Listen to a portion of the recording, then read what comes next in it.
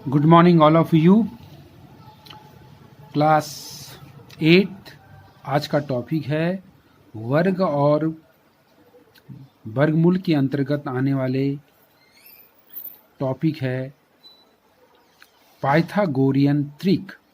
Pythagorean त्रिक क्या चीज़ है? यदि हम तीन प्राकृतिक संख्या लेते हैं, मान लीजिए ए, बी और सी संख्या अगर लेते हैं, जैसे कि हम जानते हैं कि अगर एक समकोण त्रिभुज लेते हैं, हम समकोण त्रिभुज अगर हम बनाते हैं इस प्रकार से रफली, और इसका आधार ए मान ले और बी लंब इसका बी मान ले, तो इसका जो विकर्ण होगा, विकर्ण यानी कि इस विकर्ण का जो मान होगा वो होगा C square equal to A square plus B square के बराबर होगा। तो हम इसे कहेंगे पाइथागोरियन त्रिक कहेंगे। पाइथागोरियन त्रिक कहेंगे। पाइथागोरियन त्रिक के अंतर्गत जो त्रिक तीन है वो त्रिक कौन कौन से हैं? इसके लिए एक हमारे लिए कंडीशन है कि सपोज प्रत्येक प्राकृतिक संख्या के लिए एक कंडीशन स्थिति आती है कि m इज ग्रेटर देन 1। यहाँ पे जो m का मान वो 1 से अधिक होगा। अगर m यहाँ पे जो है कोई धनात्मक पूर्णांक है m, या उसके लिए m जो है हमेशा 1 से अधिक होगी। यानी कि m को अगर सपोज हम यहाँ पे प्राकृतिक संख्या ले ले तो इस प्राकृतिक संख्या का मान, इस प्राकृतिक संख्या m का मान हमेशा 1 से अधिक होगा। तब उस स्थिति में पाइथागोरियन जो त्रिक का मान होगा, अगर m को हम कोई प्राकृतिक संख्या ले ले और इस m का मान 1 से अधिक की स्थिति में पाइथागोरियन त्रिक के तीन मान होंगे, वो होंगे 2m, m स्क्वायर माइनस 1 और m स्क्वायर प्लस 1। ये पाइथागोरियन के त्रिक मान, इसे हम पाइथागोरियन त्रिक कहेंगे। इसे और स्पष्ट करने के लिए हम प्रश्न पे जाते हैं। क्वेश्चन के आधार पे इसे और समझने की कोशिश करेंगे। जैसे यहाँ पे क्वेश्चन नंबर 2 है कि पाइथागोरस त्रिक लिखिए जिसका एक सदस्य ये दिया गया है। इसमें से ये सदस्य दिए गए हैं, इसके 1 2 3 4 4 भाग दिए गए हैं हल करने के लिए।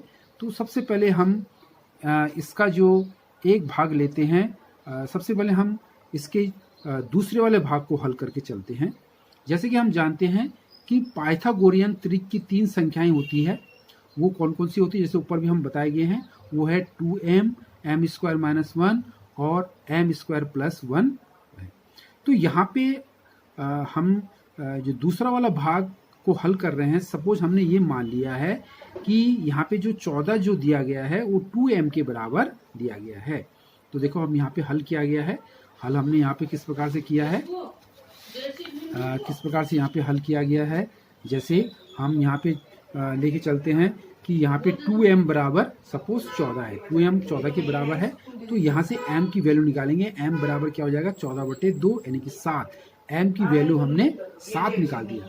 हमारा एक त्रिक का मान दिया गया है, 2m बराबर 14 दे रखा है, तो यहाँ से हम पहले m का मान निकालेंगे। तो m का मान हमारा 7 निकल गया है।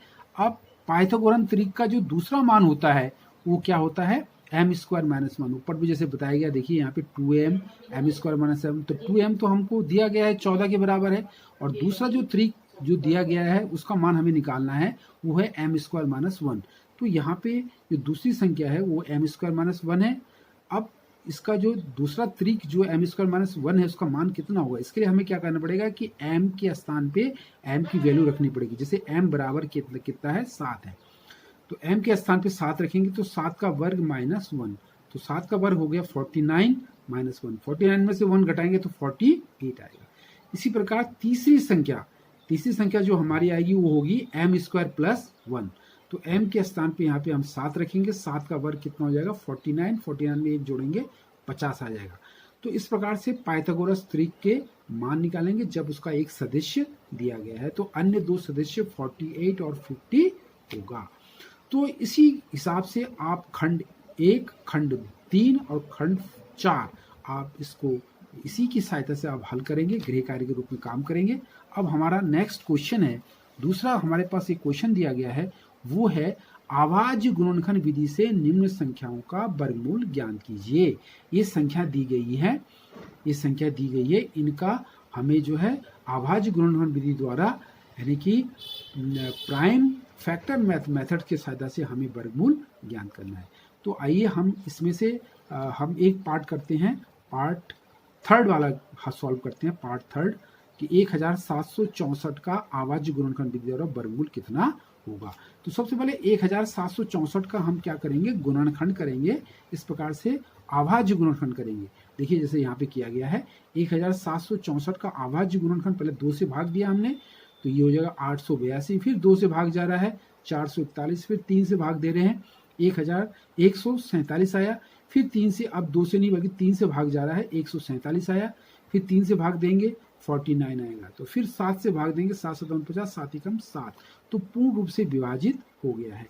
तो इसे हम कैसे लिखेंगे, क्योंकि हम वर्गमूल निकाल रहे हैं 1764 का, तो वर्गमूल का चिन्ह लगाएंगे, वर्गमूल का चिन्ह लगा के 1764 बराबर, अब यहाँ पे लिखेंगे, देखिए 2 गुणा गए 2, 3 गुणा गए 3, 7 गुणा गए 7। अब हम इसका एक पेयर ले लेंगे, जोड़ा बना देंगे, जैसे 2 का जोड़ा बन रहा है, 3 का जोड़ा बन रहा है, 7 का जोड़ा बन रहा है, वर्गमूल निकाल रहे हैं, इसमें जोड़े में 2 आएंगे, तो इस जोड़े में 2 में से 1 लेंगे, यानी कि 2 जोड़े में से 1 2 ले लेंगे, फिर ये दूसरे जोड़े में से 1 3 ले लेंगे, फिर एक जोड़े में से 7 निकालेंगे, यानी कि हमने इसका जोड़ा निकाल दिया ना, वर्गमूल निकल गया। अब जो संख्या बची हुई है, आवाज जो हमारा आवाज संख्या जो बची हुई है, उनका गुणनफल निकाल देंगे। 2 गुणा के 3 गुणा के 7 का गुणनफल 42, यानी कि बोलने का मतलब है कि 1764 का जो वर्गमूल होगा, आवाज गुणनखंड द्वारा वर्गमूल निकलेगा वो 42 होगा। इसी प्रकार से एक और सॉल्व करेंगे, एक अच्छी तरह से समझने के लिए एक और सॉल्व करेंगे। अब हम इसको जो है इसका 7 वाला पार्ट ले रहे हैं, 7 वाला पार्ट हमने लिया, ये है 5929 का आवाज गुणनखंड विधि द्वारा वर्गमूल निकालना सीखेंगे। तो फिर वही है, पहले हम इसका आवाज गुणनखंड करेंगे, रफ में करेंगे, 5929 में भाग देंगे, जैसे देख रहे हैं कि 7 से जा रहा है, तो 7 अटे 56, फिर 3 आया 32, 7 चौको 28, फिर 4 आया और ये 49 हो गया, 7 7 49, फिर 7 से भाग देंगे, 7 एकम 7, फिर यहाँ पे आ जाएगा 14, 7 दूनी 14, 7 एकम 7, फिर ये जा रहा है 11 से, 11 का भाग 121 में देंगे तो 11 बार जाएगा, फिर 11 एकम 11, यानी कि 5929 का वर्गमूल। अब हम इसको खंड द्वारा निकालेंगे, 7 गुणा गया 7, 11 गुणा गया 11, 7 का जोड़ा बनाएंगे, 11 का जोड़ा बनाएंगे, जोड़े में से एक आएगा, यहाँ से भी एक आएगा, यानी कि उतरेगा 7 और 11, 11 सते 77, यानी कि 5929 का जो वर्गमूल आएगा वो 77 आएगा। बाकी जो शेष भाग है, इस भाग को आप स्वयं करेंगे गृह कार्य के रूप में। अब हम अगला प्रश्न की तरफ चलते हैं। हमारा अगला प्रश्न है वो है ये है कि निम्न संख्याओं में प्रत्येक के लिए वह सबसे छोटी पूर्ण संख्या ज्ञात कीजिए, वह सबसे छोटी पूर्ण संख्या ज्ञात कीजिए जिससे इस संख्या को गुणा करने पर यह एक पूर्ण संख्या बन जाए। इस पूर्ण वर्ग संख्या का वर्गमूल भी ज्ञात कीजिए। तो सपोज यहाँ पे दिए गए हैं, यहाँ पे इसका पूर्ण वर्ग बनाना अभी अपने आप में एक पूर्ण वर्ग नहीं है, हमें किसी न किसी संख्या की आवश्यकता पड़ेगी और तब जाके ये पूर्ण वर्ग हम ये बनेगा। तो जैसे हमने इतने सारे खंड है, इसमें से हमने एक खंड ले लिया 252 का कर रहे हैं। सपोज 252 को हम जो है किस छोटी सी संख्या से गुणा करेंगे ताकि ये पूर्ण वर्ग बन जाए। इससे लिए सबसे पहले 252 का हम क्या करेंगे, अभाज्य गुणनखंड करेंगे, जैसे इससे पहले किया था हमने। तो 252 में पहले 2 का भाग देंगे तो ये हो जाएगा 2 एकम 2, 2 दूना 4 और ये 2 छक्का 12। फिर 2 से जा रहा है 2 छक्का 12, 2 3 6। अब जो है 3 से जा रहा है 3 दूनी 6, 3 एकम 3, फिर 3 से जा रहा है 3 7 21, 7 एकम 7। तो इस प्रकार 252 का हम गुणनखंड करेंगे। 2 गुणा गए 2, 3 गुणा गए 3 गुणा 7।